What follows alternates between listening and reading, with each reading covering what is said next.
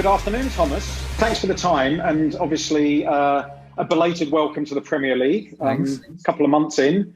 I suppose the first question for me, really, how long ahead of time did you know that you were going to change the system of the team, and what was your rationale behind that? Because obviously you only took the job, or you only had 24 hours really before you took the team in their first game against Wolves. Yeah, and honestly, one day before, I was not sure if we really do it, like if it's going to happen. There were a lot of obstacles to overcome, and this was more or less in the, or maybe 24 hours before we knew, but not longer.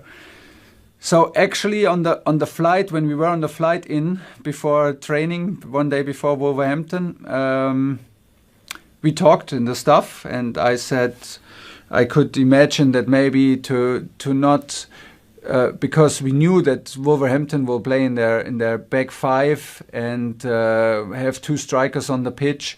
And I thought, like, how can we help the players to feel maybe safe, to not be in too many awkward situations with their fast forwards in 2-against-2 situations? How will we not run behind too long when they open up their play and they use their wing backs and we defend with 4? And does that really suit us? And maybe we lack a bit of confidence in these moments, and maybe one situation in a 2-against-2 can be enough to be one goal down. And I thought, well, what if we play with a back 3? So we're always 3-against-2 in the back. That should us give some stability. And I knew that they played the system under Antonio Conte very successfully. There were some players. I wanted to have us be on the field. That was just a feeling that I had from outside. Once I met him, I was absolutely sure that I want to have him on the field as a captain. So, and from there that was the idea, more or less. And I said, okay, let's try it on the training pitch. Let's see how they adapt. And was a very open-minded training session with a good quality. And I said, okay, let's do it for this game. And then we saw so many good behaviors, so many good behavior defensively, even offensively was a bit hard for us to create. But we said, okay, why change now? The back 3 was so good. They were so active. That gave us a lot of stability. Come on, let's do it against Burnley. This was again 2 strikers. So it was again like, okay, we play again 3-against-2, against a 4-4-2. And from there on, there was no need anymore to do big changes because it was very active. It was very compact, and it was with a good spirit and with a lot of quality. So yeah, it was the decision on the plane arriving here in Cobham? Yeah, no, it's fascinating because I think, a couple of things you said there, immediately to me from the outside, it looked like the players looked more secure in their positions, in their shape, with the people around them, more connected. Yeah. And obviously you mentioned the word confidence. Did you feel that, obviously the team you selected a huge amount of experience. You picked your most experienced team for that Wolves game and said to them, right, go out and use your experience to compensate for the lack of time, I presume, you'd had with them. But from my point of view, I suppose that confidence, getting that confidence and that clarity of thought, was that one of the key things you felt the moment you arrived? That was the first point of your role. Yeah, the first point was like not to be in trouble against Wolves, so to have one spare man in the back and to have maybe a little bit more of help and of possibility to cover ourselves in the back. And for me, was clear from I think that Angolo was maybe injured. Can that be? So I wanted to have Jorginho and Kovacic on the field, so a double 6 was clear. So it was from there was like some logic solutions were like the beginning of the next solution. So like it was a 3-2 in build-up that gave us suddenly a lot of control, and the 3-against-2 in the back made us feel safe. But like you said, I mean, it was the decision to put a lot of experience in the first game because, and I remember to have even a talk with the young players, and the young players from the academy, and I put them together and I said, okay, guys, you have to trust me now. You don't know me. You don't know if you can trust me, but you have to trust me now this is the solution for this game, and I go for experience in this game. Because it's a new manager, it's a lot of trouble going on. We are on 9th or 10th place. There's a lot of pressure on this game. I don't want to put this pressure onto you, and you need to trust me that this is not a season's decision. I am more than happy to trust you guys. I don't care about age, but in this 24 hours now, it is the responsibility from the more experienced players to handle this situation and to do what is needed now and to show that they are capable of handling this situation. This is maybe you don't like, for sure you don't like it, guys, but trust me, this is not a decision because of lack of trust, lack of quality or whatever. So yeah, and from there on we went step by step, because there is no such thing like old players and young players. I feel like now we have very quickly we have a strong bond between all of them. The way they behave on the pitch in training is outstanding good, because they mix all the time. If we do groups of 7, groups of 11, is a very natural habit of this team to interchange, to be totally democratic. They go just where they are. They don't look for their friends, and they always the older people or the older players stay together, and the youngsters. No, it's not like this, and this is what I like a lot. But for the first game, it was this was the decision.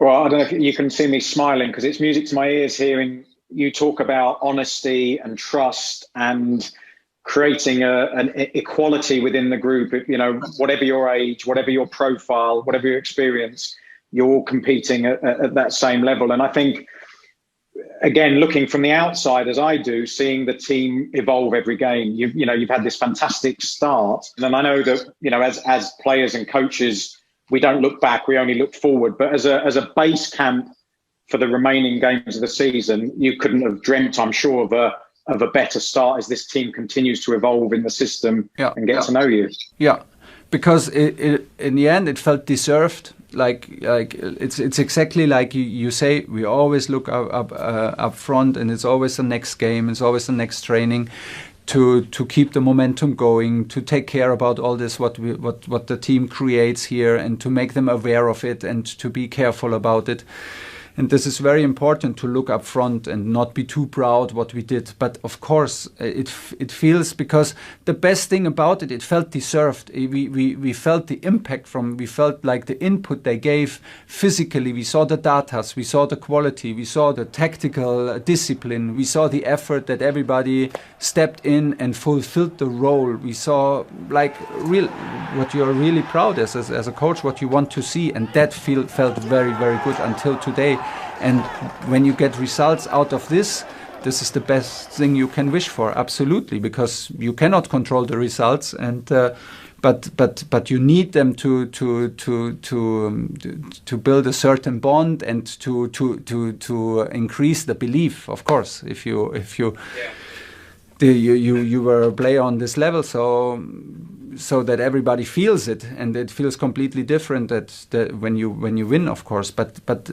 We strongly felt from the beginning that we deserved this result, and we should deserve the next one. And there was again a step in the right direction, and again an improvement of performance and of attitude. And we had some pretty tough matches and outstanding results to arrive in this situation now, where we compete for three competitions. And I mean, you know it better than me. If you play for Chelsea, it's always the next game ahead of you. As I said, the team are evolving.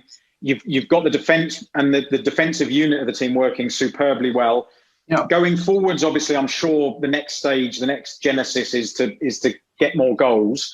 And if you could just ask how you're working on that, how you're trying to free up a bit more space, and a little bit about Christian Pulisic, where you see him fitting in, and how you think you might use him in the coming matches between now and the end of the season. Well, using the formation that we used in the beginning, what we talked about is the consequence is that we have like 3 offensive players in these 2 half positions and the number 9 up the pitch. So it's a bit different. Like if you use maybe a 4-2-3-1 formation, you have already 4 players, 1 more player in these offensive roles. But there was no need to change, and the game is very complex. So we were very strong and solid, and we created a lot of half chances in these games, and also a lot of deliveries in the box. And still, everybody around has the feeling there is room to improve, and we are very honest about it. And there is a bit a lack of precision, a lack of maybe sometimes determination, but for sure composure in the box. But we play a high rhythm against the ball. We play very, very intense. Everybody in the face of pressing. So we arrive maybe also not totally in the freshest state of mind when we have chances. So that is a kind of characteristic of our game. But in the moment, I don't want to break it, and I don't want to break the momentum overall, and only focus on the problems. The funny thing is, if I should name it, or if I should maybe judge it in percentage, I would say like we train 80% offensive solutions and 20% defense, maybe 85-15. You don't see it in the goals we score. This is true, but we will not stop to encourage them. And in the last games, we took a step back and focused on the momentum of offensive transition, because you can also score from offensive transition. It's the most difficult to play against the whole block, and sometimes with a good ball possession, you make things even harder because you play against a deep opponent, against all 10 defending.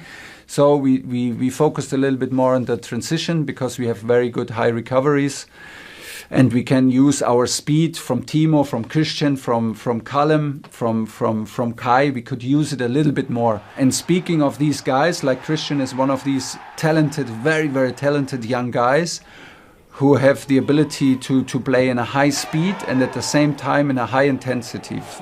Christian produces outstanding numbers in intensity in the games, which is a big impact also against the ball. He loves to start for us. For him was a bit unfair, because I knew how good he is from the bench, so I used him from the bench in the beginning. Of course, this is not his ideal vision of his role here. So last game against Sheffield, I felt him a little bit more confident, a little bit more free mentally, to a little bit more courage, a bit more brave to go into dribblings, because this is what we want. I think the half positions in the front three could be a perfect fit for him.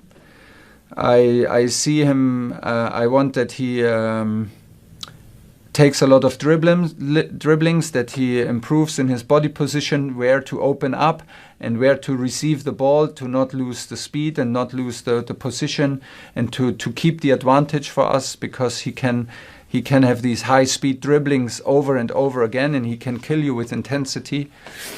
And then as for him, like for everybody else, a little bit more composure in the last pass, a little bit more composure in the last touch.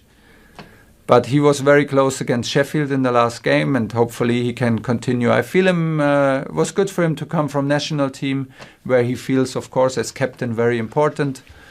And this is what we want from him, and he demands a lot of himself. So managing the expectations is also important for him, that he demands. He does not put too much on his shoulders. But I'm happy with him, and there are the weeks now where he can show up.